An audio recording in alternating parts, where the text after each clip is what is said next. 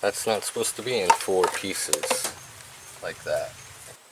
Today I'm going to show you how to fix your crankcase ventilation hose on the VW.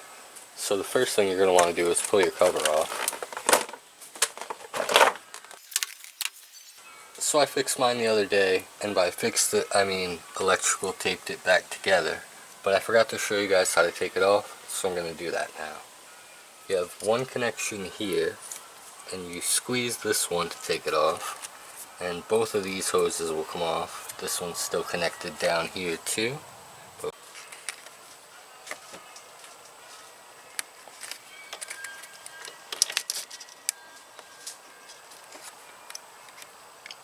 So that works the best if you put one hand under it and one hand on top, and you just squeeze it and wiggle it out. So you have that end disconnected. And it's the same style of connection right there where you squeeze it, and then it'll release these tabs off of this hook here. So to get this connection off, it's a little different.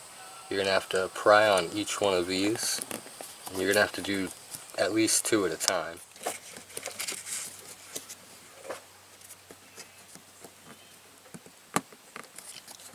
So pick 2 of these connections that are next to each other and start there, and then you can get it off. And just to show you guys, I'll disconnect it here at this last connection so we can look at the whole $200 hose.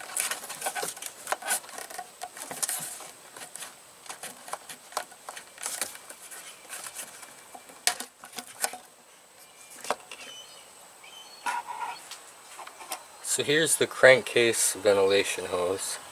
It just blows oil from your crankcase back right to your air intake, back into your engine, because we can't have any pollution. So I guess the noise was coming from the breather hose or that little rubber line we fixed, because it's not making noise anymore. So we got lucky there. This is the breather hose that we're talking about, and I thought it was $180, $200.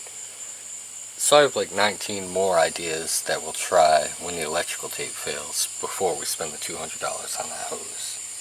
But that seems to work for now.